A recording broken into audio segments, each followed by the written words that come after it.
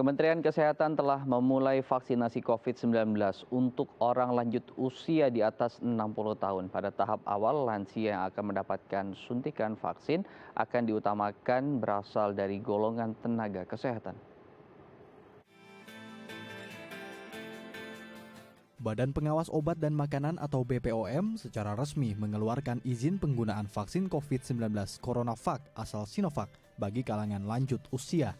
Menyambut keluarnya izin penggunaan darurat vaksinasi untuk lansia, pada tanggal 8 Februari 2021 lalu, Kementerian Kesehatan memulai program vaksinasi bagi tenaga kesehatan yang berusia 60 tahun ke atas. Vaksinasi dilakukan secara bertahap melalui fasilitas kesehatan yang tersebar di seluruh Indonesia, seperti puskesmas dan rumah sakit. Kementerian Kesehatan menargetkan 11.600 tenaga kesehatan berusia 60 tahun ke atas menjadi penerima vaksin tahap pertama. Menurut Kementerian Kesehatan, vaksinasi untuk lansia penting dilakukan, sebab dari total kasus COVID-19 di Indonesia, 10% diantaranya berkategori lansia, dan dari angka keseluruhan jumlah lansia yang terpapar COVID-19, 50% diantaranya meninggal dunia. Program vaksinasi kali ini diharapkan dapat menekan angka penularan COVID-19 maupun kematian tenaga medis dengan usia lanjut.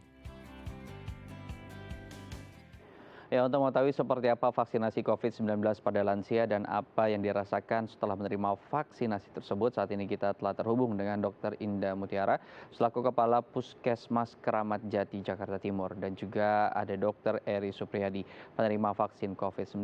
Selamat pagi, Dr. Eri dan juga Dr. Indah. Selamat pagi. Baik, saya akan mulai dari Dr. Indah terlebih dahulu. Dr. Indah, ini kan sudah ada arahan begitu ya dari kementerian yang kemudian menyuntikan vaksin COVID-19 Sinovac ini kepada lansia di atas 60 tahun. Sejauh ini proses vaksinasinya sudah berapa persen? Apakah semua tenaga nakes yang ada di Puskesmas Keramat Jati kemudian sudah semuanya, dan bagaimana respon dari para peserta vaksinasi tersebut, Dr. Indah? Baik, terima kasih.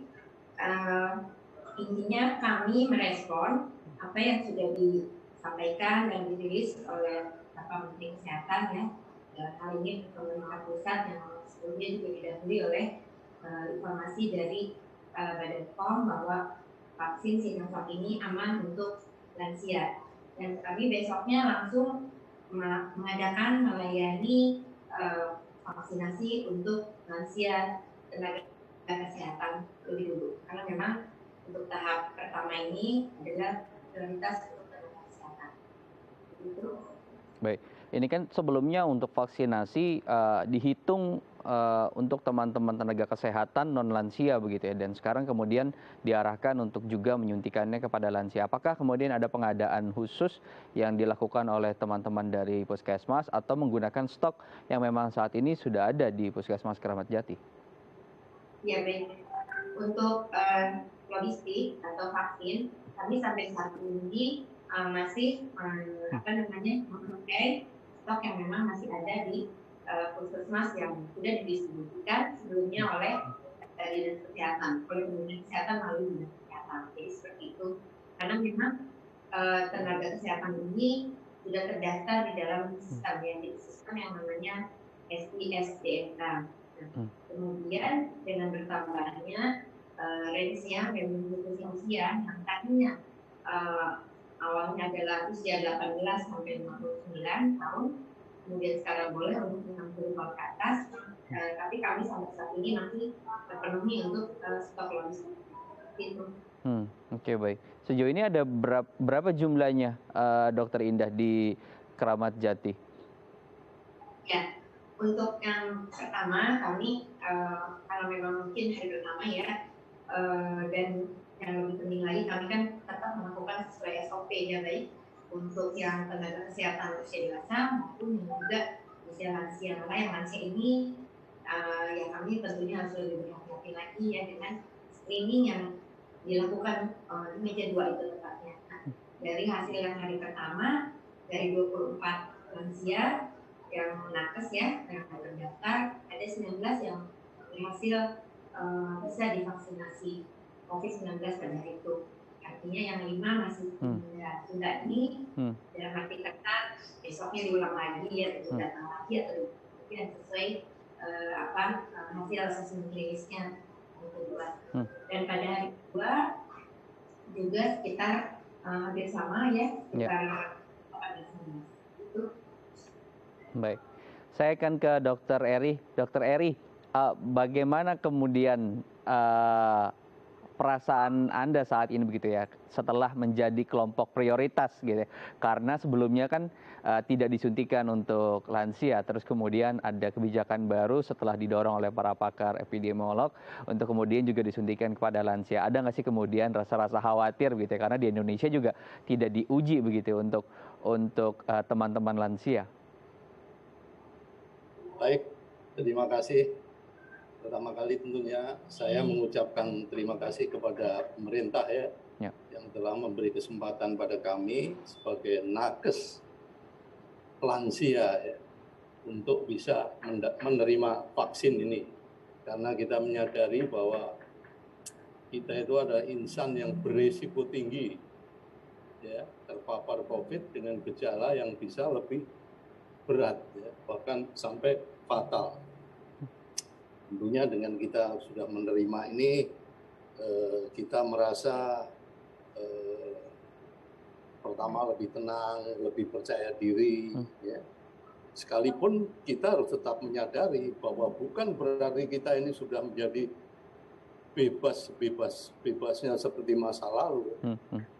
Protokol kesehatan 3M atau 5M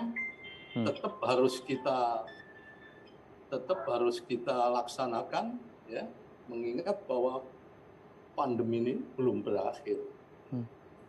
Sedangkan tadi pertanyaan bahwa apakah ada gejala-gejala ya setelah menerima itu, saya rasanya sampai sekarang ini tidak ada, ya, tidak ada perubahan yang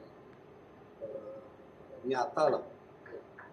Mudah-mudahan bisa berjalan seperti ini pada seluruh lansia yang divaksinasi. Baik, jadi masih sehat walafiat, alhamdulillah begitu ya. Dan semoga akan terus bertahan seperti itu. Tapi sempat nggak sih sebetulnya Dokter Eri merasa khawatir karena kita tahu di Indonesia kan tidak diuji. Tetapi pakar saat itu menilai bahwa ini diuji atau diberikan di para lansia di negara lain. Jadi sebetulnya bisa saja diterbitkan dan diimplementasikan untuk para lansia di Indonesia.